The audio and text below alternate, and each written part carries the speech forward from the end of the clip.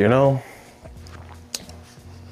if I didn't have to make a video 8 minutes long just to be monetized, I wouldn't do it.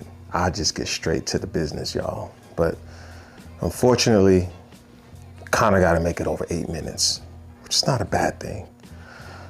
Today's video, the Hover X1 Pro Max. Wrong side, this is the good side, okay?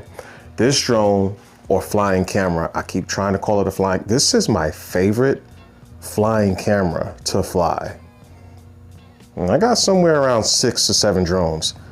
But why this one? Because this one just crashes and it just keeps flying. You crash this thing, it falls, it gets back up and tries again. You can't beat that. However, this drone is still compromised in certain ways. When it comes to design, this thing could still get damaged. So this video, I'm going to show you how I am going to make this thing damage proof. So I think it'll be in our best interest to protect our investment, especially if we don't have insurance. So after taking this thing out for a bunch of flights, I want to show you guys some of the weak points on this drone. If you look at this thing right here from the front, right here, this top area on this top corner, this is a weak point. Drone will land there sometimes, and depending on the impact, if it's on concrete, if it's on a rock or something really, really hard, you could separate the drone right here. It'll separate a little bit. This crack will open up. Another spot is right on the very back side of the drone in the same area. It's another key area where it can get damaged. The battery. The battery can come out quite easily. Like it doesn't take a whole lot of effort. Twice so far now, when this drone has crashed, this battery has popped out. The problem with that is if you can't find it, let's say you're on your motorcycle or on your bicycle and you're getting it in, you're riding, you're like, you're pedaling it, this thing's following you, and then there's that one little tree branch that this little eyeball in this thing can't see in time, and this thing hits it. This thing, not all the time, but most of the time, depending on how hard the impact is, if this thing is flying behind you and it goes and it pivots this much, it just shuts off and falls down. Battery pops out. Now you can't find your battery or your drone. And especially if you're not using a beacon or if you're not using your cell phone while you were flying or before you started to fly, you haven't connected it to your cell phone or anything like that. This thing comes tumbling down.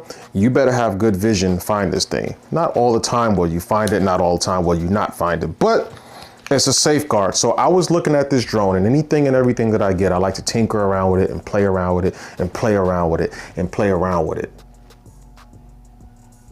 until I figure out all the flaws, or at least most of them.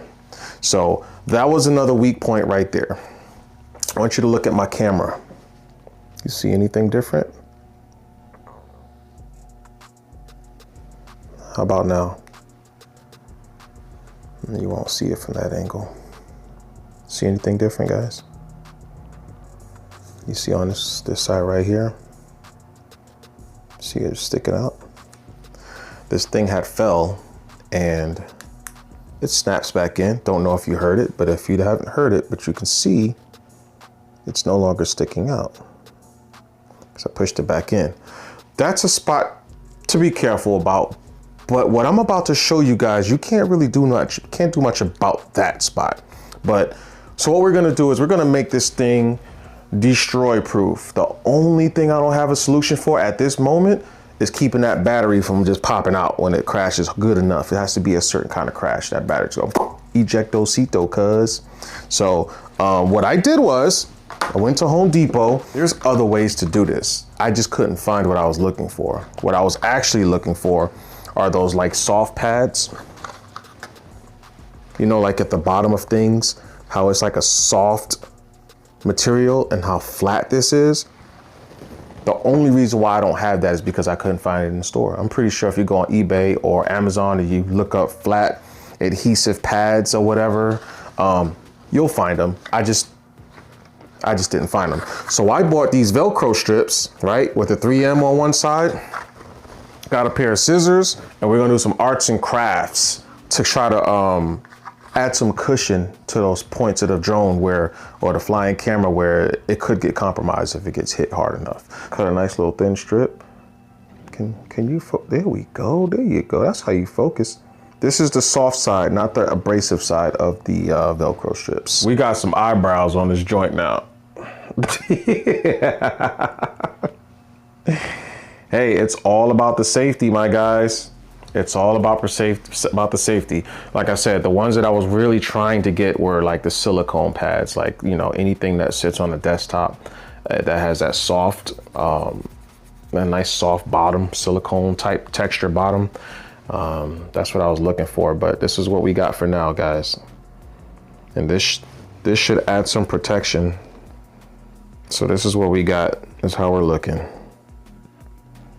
You guys see the point. So what else are we gonna do? Because there's more to this, okay? There's more than meets the eye, transformer energy. Another thing I was thinking about was visuals. If this thing crashes in some trees and it's dark or it's not super bright, you may not find it because it's all black. Kind of wish they still made a white one. Wish they offered an orange one. I know they got the hydro one that flies and takes off in water. Go check that out. That shit is fire. I think right now at the time of this recording, they're kind of doing the Alibaba or the people who invested in them, who purchased them early.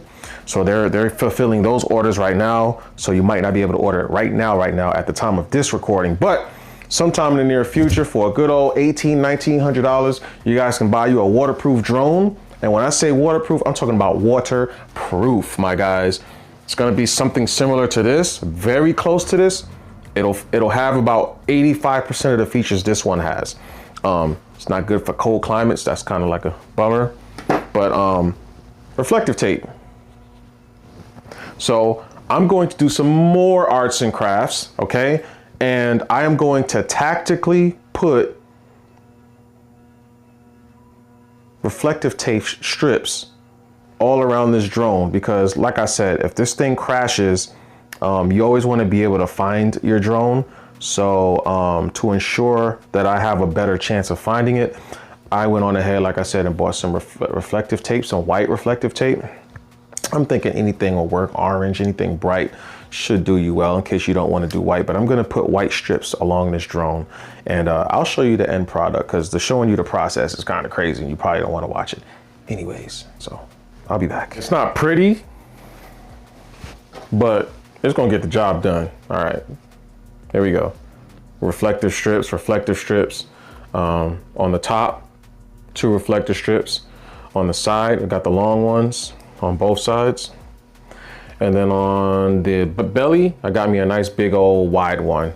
Obviously it doesn't cover up the fan, and it doesn't cover up the speaker on the bottom.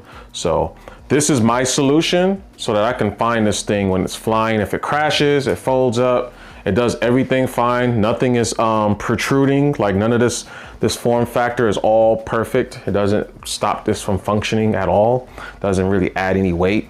And all the batteries, I just put a strip right there in the middle to make them easier to find. I probably should put some on the belly side as well, and I'll probably do that. But for the sake of the video, we won't go through all of that. So one on the outside, one on the inside, in case the battery falls out and it's upside down, I could still somewhat identify it if I had a flashlight of some sort. So let's talk about something else. Now the beacon, I like this little tool, especially with the little extra extended arms that fold out and come down and turns into a whole little joystick type thing, a little Nintendo Switch. I like this joystick. We got a problem with the joystick when it comes to the audio. You see a little microphone right in the middle, right between the buttons? Before we get into that, back to the drone.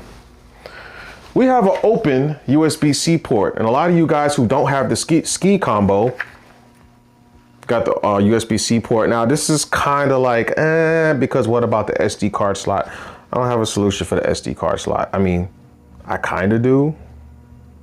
Maybe I'll put a reflective strip over it, but then all the rest of the drone is open and exposed. So this really can't ever be moisture or water resistant. But anyways, the USB-C port, I got USB-C silicone plugs. So things like this, where I know I'm probably not going to use the USB-C port for anything, because this thing doesn't do pass-through charging with a regular USB-C cord. Don't ask me why. So what I like to do is I like to take these USB-C ports because it just avoids corrosion, just in case. You never know. You might be flying on a very damp day and then that stuff settles on your prongs and then clogs up your thing. But you see right here, we got the silicone USB-C plug.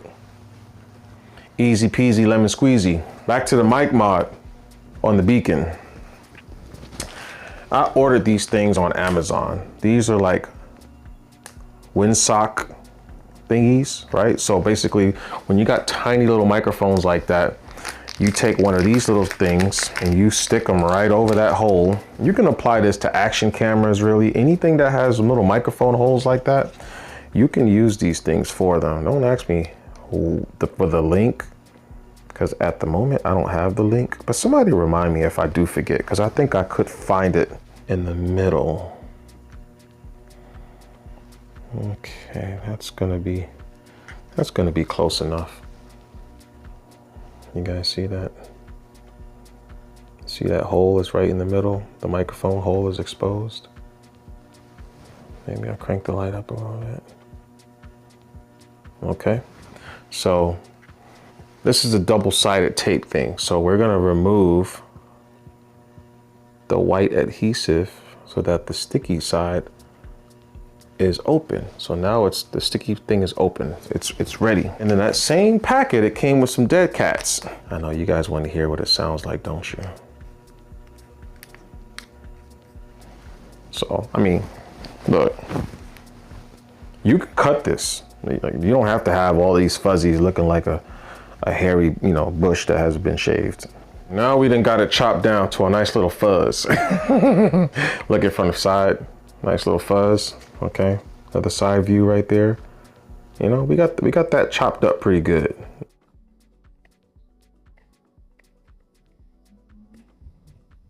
All right, so we got this thing following me. We are on the Segway, okay? We got the Jonasegway mic mod done to the camera itself. So you guys are listening to me on the Beacon. This is how it sounds. Do you hear the wind? There should be a little bit of wind noise, if anything. But having the Jonasegway mic mod should almost eliminate wind noise in the audio. The thing about the Beacon in general is this Beacon has to be close to your mouth in order for you to be heard pretty well. It's not going to work if you have it like all the way down by your thighs or anything like that. You got to have it up kind of to your face, like how you see me right now talking. I don't know if you can see me, but kind of have it up like this. It's sort of, I would call this low light conditions right now. And the drone is doing a really good job in keeping up with me and even just seeing me. But it's getting its help from the Beacon, obviously. But this test right here is just really just to show you guys that, you know, you put the Jonasegway mic mod on your Beacon, you're going to get pretty decent audio. Now, Hover has the algorithm set for the audio where it's going to like do some noise cancellation when it hears some wind. So my voice might sound a little crazy, but it ain't too bad. It's something that you can use. Ain't too shabby. Those guys on a bike. And that's pretty much it. Another cool thing about the Beacon is the Beacon allows you to actually use the drone as a regular camera. So right now the camera's off, it's folded up, but with the Beacon, you're able to actually start recording and the camera will do everything it can to keep you in focus. Pretty dope, isn't it? This screen, I don't like this screen not having some sort of protection over it. Now, you guys don't know me very well. Most of you don't, because YouTube says most of my audience are people who's never watched my videos before. I am the master of screen protectors. Look, let me show you what I got here. I got screen protectors galore. Screen protectors. We got some screen protectors. Screen protectors. Look. Just screen protectors. Which one of these screen protectors? Touch sensitive screen protectors. And we'll be back in a second.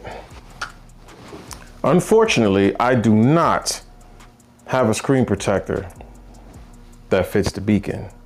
The Hover drone, very, very good drone. If you guys don't have one or have never seen one of these in action, I think most of you guys would actually like this thing. It's like your personal flying assistant. And with a little bit of training on yourself on how to actually fly this thing or how to maneuver your body when you want to have this thing follow you, I think learning how to manipulate this thing is going to take you a long, long way, because this is good. This is real good. So look, if you guys have any questions, because that's all I got right now. I thought I was gonna have a solution for that screen protector on that beacon, but I guess not.